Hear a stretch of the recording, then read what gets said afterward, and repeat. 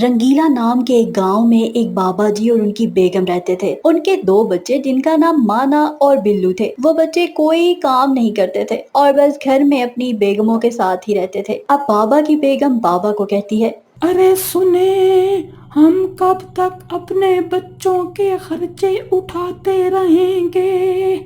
अब उनकी शादियां भी हो गई हैं। हाँ बेगम, तुम ठीक कह रही हो। चलो आज दोनों को मेरे पास आने दो, फिर मैं इनको काम पे लगाता हूँ। हाँ, ये दोनों घर बैठ बैठ के सुस्त हो गए हैं। अब तो इनको काम करना चाहिए। आप इनको कहीं काम पे लगवा दें। हाँ बेगम, इनका कुछ करना पड़ेगा। हम कब तक इनको घर बिठा के खिलाते रहेंगे? एक दिन हम भी मर जाएंगे, फिर ये क्या करेंगे? फिर थोड़ी देर बाद माना और उसकी बेगम बिल्लू और उसकी बेगम सारे बाबा जी के पास आ जाते हैं। तो बाबा जी कहते हैं, तुम दोनों मेरी बात कान खोल के सुन लो। हमने तुम्हें जितना खिलाना था खिला दिया। अब से तुम दोनों को कोई काम काज करना होगा और अपना खर्चा खुद उठाना होगा। अरे बाबा, ये क्या बात कर रहे हो? हमने आपको तंग ही नहीं किया। आराम से हम 12 बजे उठते हैं, खाना खा के फिर सो जाते हैं। हाँ, इसीलिए कह रहा हूँ ना। अब जब काम पे जाना होगा ना, फिर तुम सुबह सुबह उठोगे और काम पे जाओगे। बाबा ठीक है, मैं भी यही सोच रहा था।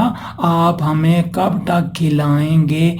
एक ना एक दिन तो हमें काम करना ही पड़ेगा। शाबा मेरे बिल्लू बेटा, तुम समझदार हो और अपनी जिम्मेदारी को समझते हो। अरे बाबा, ये आप गलत बात कर रहे हो।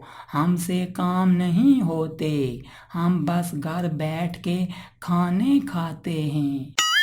अरे ससुर जी, इस माने पे मैं रही तो ये मुझे कुछ भी नहीं खिलाएगा। ये खुद कामचोर है। अरे बेटी, बस तुम्हारा शोहर है।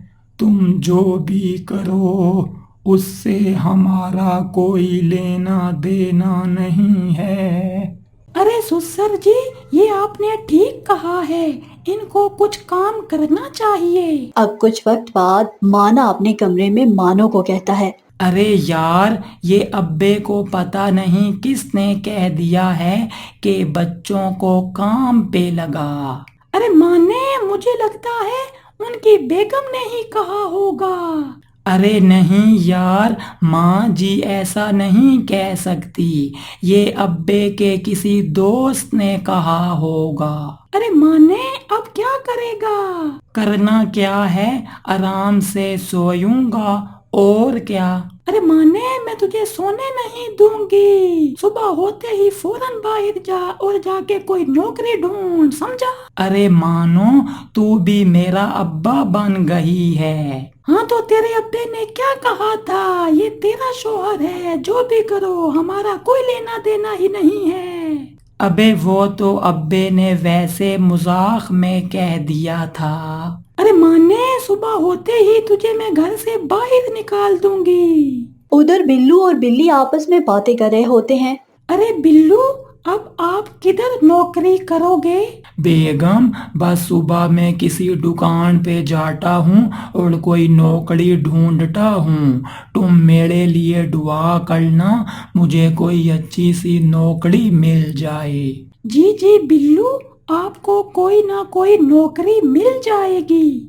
हाँ बेगम, बस सुबह जाता हूँ तो फिर पता चलेगा। پھر اگلا دن ہوتا ہے تو بلو گھر سے کام کی تلاش میں نکل جاتا ہے اور ادھر مانو مانے کو گھر سے باہر نکال دیتی ہے اور کہتی ہے اگر کوئی نوکری ملی تو پھر گھر آئی، ورنہ گھر آنے کی ضرورت نہیں ہے۔ ارے بیگم، مجھے نیند آ رہی ہے، مجھے سونا ہے ابھی۔ میں تیرا سونا نکالتی ہوں، چل جلدی سے جا اور کام ڈھونڈ۔ مانا گھر کے باہر ہی سو جاتا ہے۔ ادھر بلو ایک دکان والے کے پاس جاتا ہے اور کہتا ہے ارے بھائی، میں آپ کے پاس ادھر نوکری کرنا چاہتا ہوں، مجھے آپ کوئی کام دے سکتے ہو؟ نہیں بھائی، میری تو چھوٹی سی دکان ہے، مجھے کسی بندے کی ضرورت نہیں ہے، آپ کسی اور سے پتہ کر لیں۔ ارے بھائی، آپ مجھے کسی کے پاس لگوا سکتے ہو، میں آپ کو بہت دعائیں دوں گا۔ ارے بھائی، مجھے خود ادھر آئے ہوئے 1 ہفتہ ہی ہوا ہے، مجھے مارکیٹ میں کوئی خاص نہیں جانتا۔ پھر بلو ایک اور دکان والے کے پاس جاتا ہے، لیکن وہ بھی بلو کو منع کر دیتا ہے۔ پھر بلو تھوڑا آگے جاتا ہے تو ایک بندہ بکری بیچ رہا ہوتا ہے۔ بلو اس کو کہتا ہے ارے بھائی، آپ مجھے کوئی کام دے سکتے ہو، میں بے روزگار ہوں۔ نہیں بھائی، میں خود یہ بکری بیچنے کے لیے لایا ہوں، میں آپ کو کیا کام دے سکتا ہوں؟ بھائی، آپ یہ بکری کتنے کی دے رہے ہو اور یہ دودھ بھی دیتی ہے؟ جی بھائی، 25,000 کی دے رہا ہوں، دودھ والی بکری ہے، آپ یہ میرے سے لے لو اور گھر میں اس کو کھانا کھلاؤ، یہ بہت دودھ دیتی ہے۔ اگر میں یہ آپ سے خرید لوں تو کیا میں اپنے گھر کا نظام اس بکری سے چلا سکتا ہوں؟ ارے ہاں، صرف نظام، آپ اپنے پورے محلے کا بھی نظام اس سے چلا سکتے ہو۔ اللہ پاک نے اس کاروبار میں اتنی برکت ڈالی ہوئی ہے۔ یہ سنتے ہی بلو سوچتا ہے ارے واہ یار، اگر تو ایسا ہو سکتا ہے تو یہ بکری لے لیتا ہوں، اپنے بابا اور مانے بھائی سب کا خرچہ میں ہی اٹھا لوں گا۔ جی بھائی، کن سوچوں میں گم ہو گئے ہو؟ آپ محنت کرو گے تو اللہ اس کاروبار میں بہت برکت ڈالے گا۔